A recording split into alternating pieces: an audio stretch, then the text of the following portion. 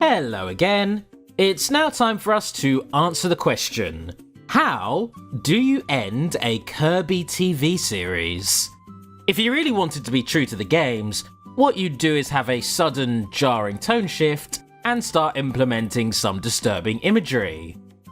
And while bleeding eyeball demons don't quite make an appearance in this feature-length finale, the cutesy Monster of the Week format definitely gets the boots. Let's jump in. The special begins with the enemy salesperson advising Dedede to steal Kirby's most valuable weapon, his Warp Star. And without skipping a beat, Dedede kidnaps Tiff, the only person who can summon the Warp Star at will. Get lost! We trying to find out where Kirby's Warp Star's at! That's easy. The Warp Star's inside Kaboo! I know I'm truncating things, but this all happens at a comically breakneck pace. Like, everything I've described so far, from the scheming, to the kidnap, to the interrogation, to the rescue, all comes and goes within a clean 3 minutes. It's very clear, based on the pacing of the story, that this was not written with a feature-length presentation in mind. What'll do? Throw Kaboo in the dungeon, you hear? Dungeon? But your majesty, I don't have the Waddle Dee power! Kaboo's too big to move! Okay, that is not the voice I expected to come out of a Waddle Doo. I didn't expect any voice to come out of a Waddle Doo, but it is the voice I will associate with him for the rest of my goddamn life. So, at this point, Nightmare Enterprises stops fucking around and just start razing Dedede's castle to the ground with a flying warship named the Destroyer.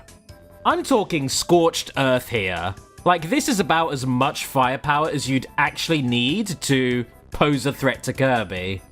While this catastrophe takes place, the spokesperson smooth talks a very gullible Dedede into letting his home get obliterated.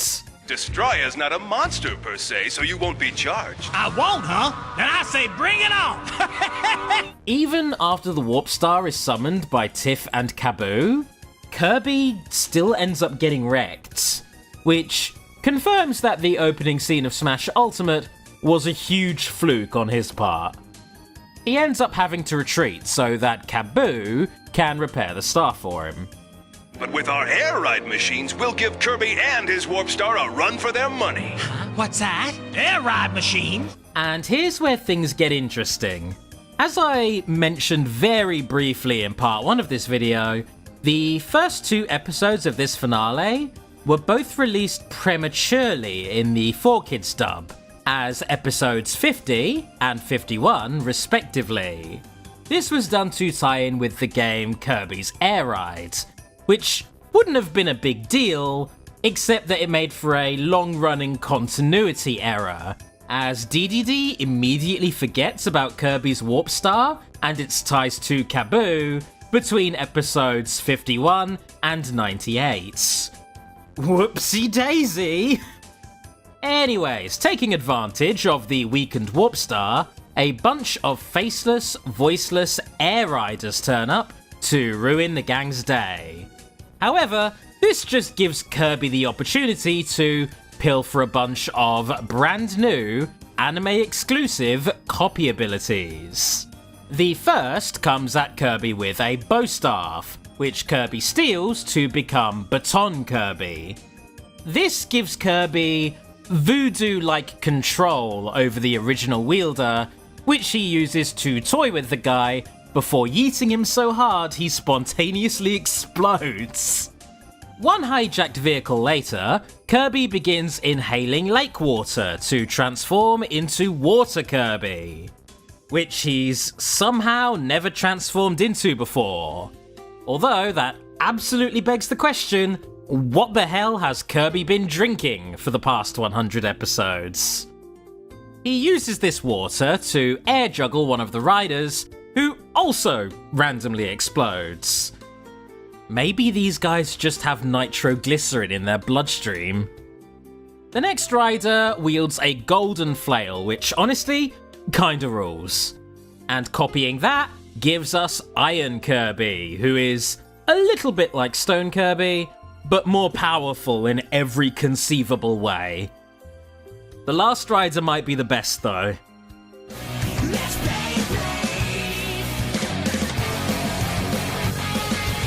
And just like that, Kirby has mastered the dreidel. Mazel tov.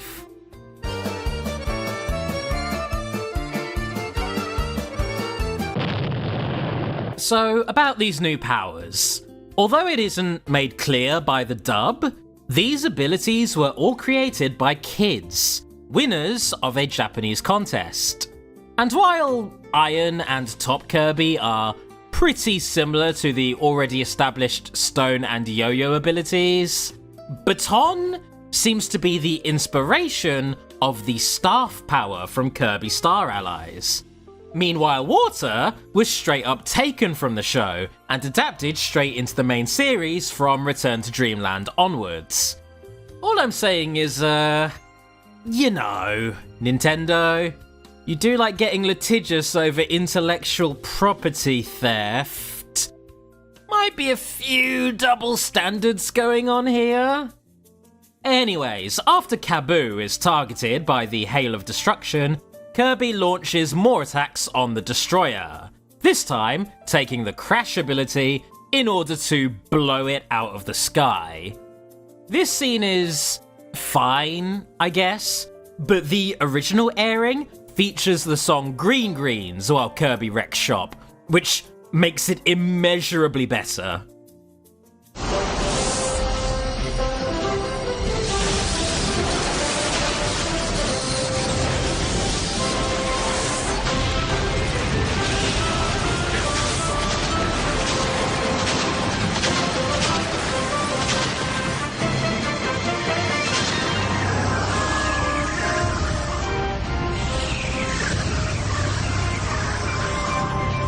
Oh, it's just a few forest fires. It'll be fine. It's not like we have any friends who live in those woods. Oh no! So, not just the forest, but the entirety of Cappy Town is wasted by the burning debris. I'm sure you've all heard of an angry mob. Well, this is what I like to call an I'm not mad, I'm just disappointed mob. When your ship crashed, we welcomed you to Cappy Town, and now we're paying for it, Kirby! Yeah, we lost everything because of you! It was a mistake to let you live here. Maybe it's time for you to move on. Yeah! Meta Knight takes this moment of civil unrest to unveil his secret project to the now homeless Cappies.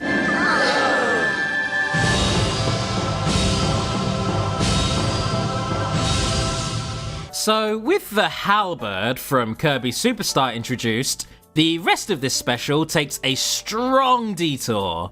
This show is doing a sci-fi now. The rest of this episode is a space battle against a horde of NME warships. And insistent on being arseholes, Dedede and Escargoon refuse to take part. In fact, they feed intel to NME with a flip phone before bailing on everyone and trying to destroy the halberd themselves. How hasn't Dedede been guillotined yet? Despite the ravaged state of their home, the Cappies are hesitant about joining Meta Knight on his space quest. That is until they receive a pep talk from an angry Merkin. Well, what are you waiting for? We can't let a Star Warrior battle alone! Who is that? I don't know, but he could use a shave. I'm going to assume this guy was a major character earlier on. Having gathered enough crewmen, the halberd is able to take off, and it absolutely floors the incoming horde of destroyers, really just hosing them. It kinda puts Kirby's previous efforts to shame.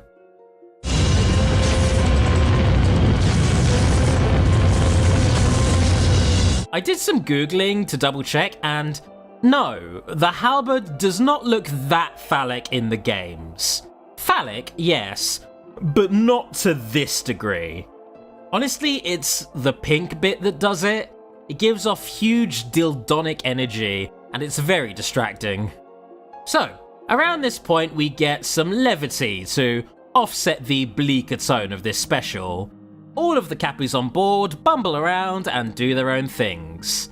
Meanwhile, Dedede, locked up on the halberd for having stowed away, has one last call with his sales rep. It's always been a real pleasure double dealing with you, Your Majesty.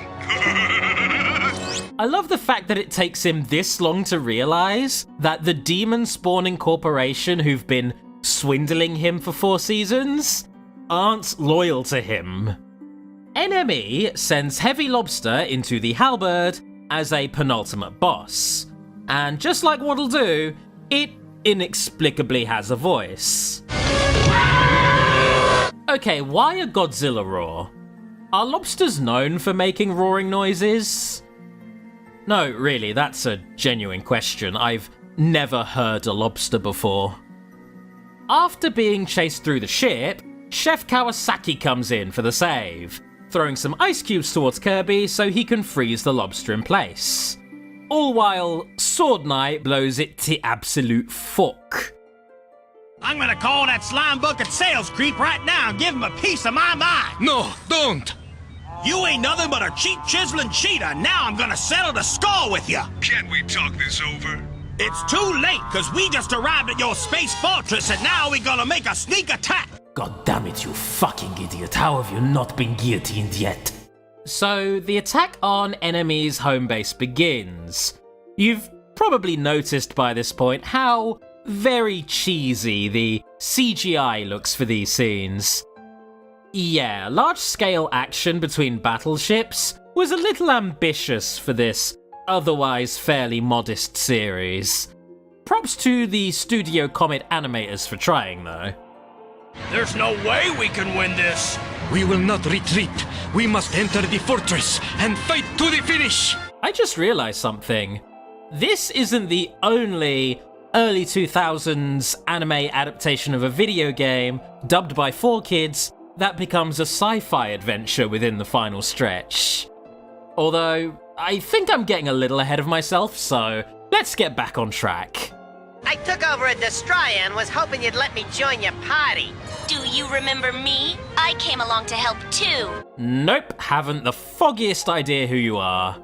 You with the angry fuzzball? As it turns out, breaching NME's base proves to be quite easy.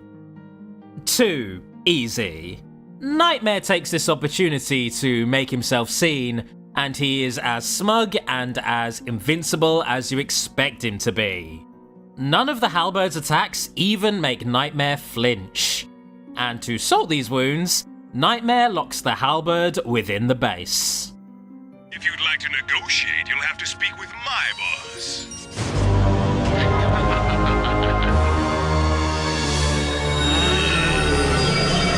You know, maybe this shit wouldn't be happening if we just used the bloody guillotine. So Tiff is captured by Nightmare as a means of baiting Kirby out. And the sales rep finally meets both Dedede and Escargoon in person. Well, you're in for a little surprise.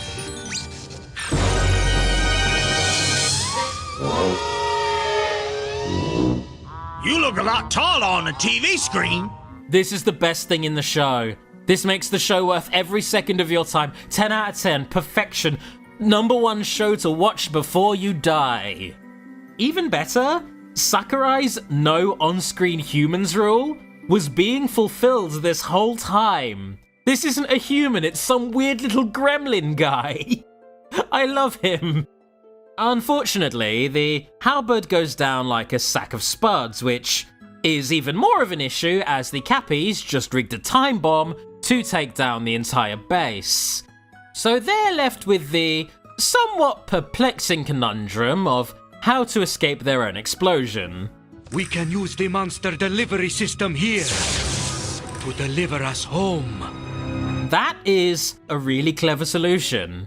After at least 95 episodes of monsters being spawned in, seeing the heroes use that very same tech to their advantage is pretty satisfying. This is checkmate, Kirby. The game is up. Well, Spoilers, they don't play wizard's chess. Nightmare just had that board prepared so he could make that pun. He's very extra like that. Kirby's attempts to incinerate this wizard fall flat, and exhausted, Kirby decides to take a nap. Nightmare, pleased with his easy victory, drags Tiff directly into Kirby's nightmares, where he can finish them both off at his leisure. What a dreamscape! All Kirby cares about is food! Yep, that's Kirby in a nutshell. Relatable guy.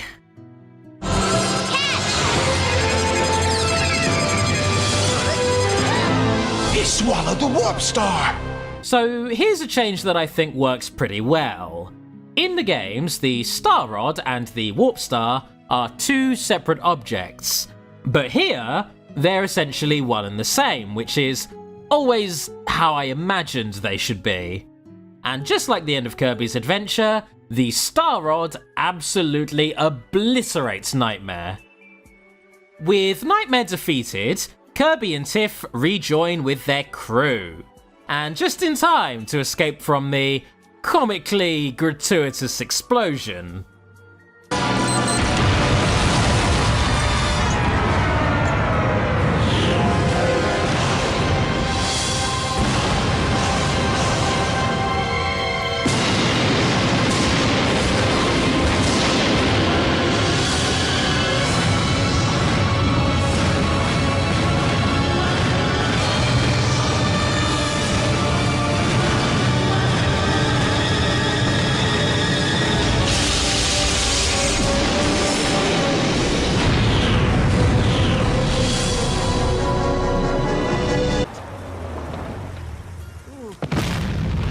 Well, we've been through a lot, guys, but I think we can call this one a win. Sure, we may have all lost our homes, but we still have the most important thing of all. The knowledge that King Dedede also lost his home. And that is the end of Kirby Right Back At Ya.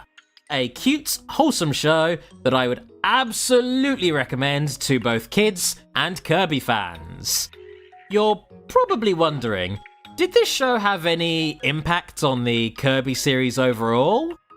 Oh my sweet lord, yes. Here is a shortened list of Kirby staples that originated in this show.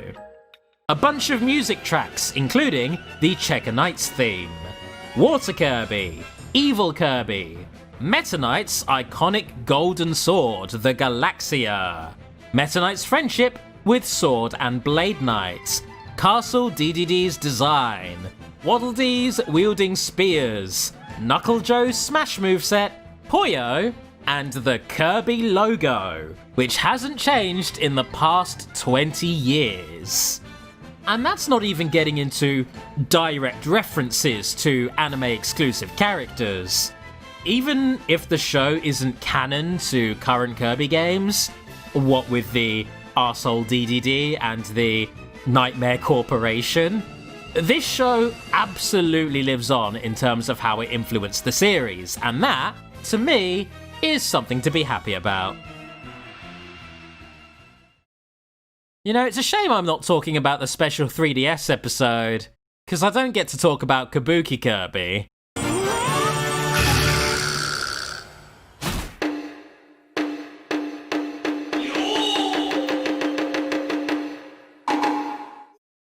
And with that, I'd like to give special thanks to Dan Brown, Pokepal, Quasistellar, Shenaldrak, and Shameboy for supporting the show. And once again, a thank you to Ilwhip for the artwork.